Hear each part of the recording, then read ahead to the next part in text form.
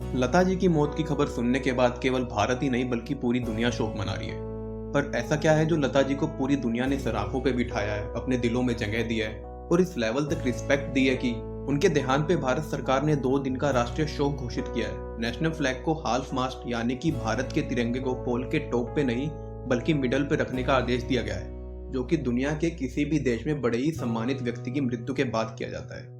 India के prime minister Narendra Modi ji, president Ramnath Kovind, vice president और सभी मिनिस्टर्स के साथ बांग्लादेश, पाकिस्तान और पूरी दुनिया के और प्राइम मिनिस्टर भी अपना शोक प्रकट कर रहे हैं। ये तो हम सब जानते हैं कि वो एक बहुत बड़ी प्लेबैक सिंगर थी, पर क्या केवल एक सिंगर होना इस मुकाम तक लेके आ सकता है? उनके जीवन में ऐसा क्या रहा, ऐसी बातें जो उन्हें शोहरत तक लेके आई, आइए जानते हैं।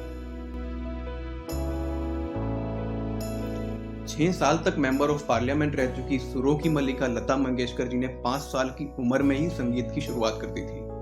लता मंगेशकर जी ने हजारों गाने गाए, लेकिन उनका पहला गाना तो कभी रिलीज ही नहीं हुआ। इस गाने का नाम था नाचू या गड़े, जो कि 1942 में कंपोज तो हुआ, लेकिन फिल्म के फाइनल कट में उसे हटा दिया गया उनके पिता दीनानाथ मंगेशकर के मना करने पे, जो कि एक मशहूर मराठी थिएटर एक्टर थे। जब लता जी 13 साल की थी तब उनके पिता का देहांत हो गया, जिस वजह से उनकी तीनों बहनें, एक भाई की सारी जिम्मेवारी उन पे आ गई और अपने भाई बहनों की एजुकेशन और करियर को फोकस में रखते हुए लता जी ने कभी शादी ही नहीं की। लता जी की इस मेहनत और साथ से ही उनकी तीनों बहनें मीना खाड़ीकर, आशा भोसले, उषा मंगेशकर और उनके भाई हरिद्रनाथ मंगेशकर आज इतने बड़े मशहूर आर्टिस्ट हैं। जब लता मंगेशकर जी ने फिल्म इंडस्ट्री में as a playback singer entry करने की कोशिश की तब उन्हें रिजेक्ट कर दिया गया, क्योंकि उस समय लता जी की आवाज को काफी पतला समझा जाता था। 1949 में लता जी को मूवी महल के गाने आएगा आने वाला गाने का मौका मिला, जिसे अभिनेत्री मधुबाला पे फिल्माया गया था और उसके बाद से लता जी ने कभी पीछे मुड़ के नहीं देखा। लता जी ने भारत की 36 अलग अलग भाषाओं में और कुछ फॉरेन भाषाओं में भी गाने गाए हैं। 1948 से 1987 के बीच लता मंगेशकर जी ने लगभग 30,000 से ज्यादा गाने गाए। उन्होंने मोहम्मद रफ़ी, किशोर कुमार और मुकेश जी के साथ ड्यूएट्स गाए और उनके सोलो सॉन्ग सभी के दिलों पे राज करने लगे। चाहे वो DDLJ का तुझे देखा तो ये जाना सनम हो, या आराधना मूवी का कोरा कागज था या मन मेरा, या फिर कभी खुशी कभी गम। लता जी वो पहली इंडियन सिंगर रही जिन्होंने रॉयल एल्बर्ट हॉल लंदन में परफॉर्म किया।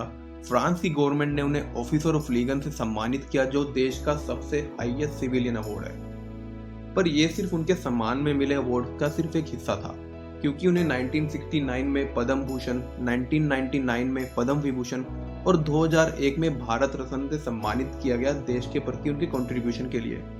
इसके अलावा इन्हें Zee cine awards, Filmfare lifetime achievement award जैसे कुल 81 अवार्ड्स मिले। और यही नहीं, Guinness book of world records में भी इनका नाम लिखा जा चुका है और राज्यसभा के अपर हाउस के लिए भी इन्हें नॉमिनेट किया गया था।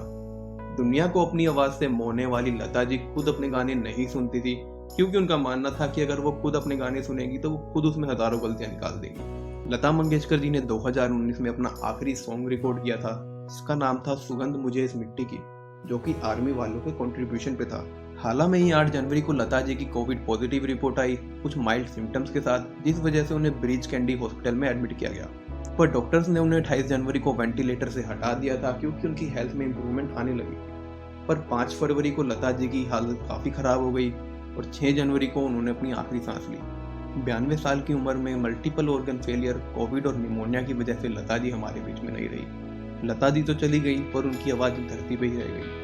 लता जी की सिर्फ सिंगिंग ही इंस्पायरिंग नहीं थी, बल्कि उनकी पूरी जिंदगी ही इंस्पायरिंग थी। ऐसी ही महान आत्माओं की वजह से भारत महान कहलाता है।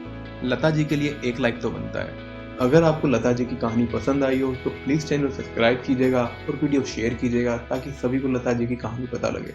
मिलते हैं अगली वीडियो में। Bye bye.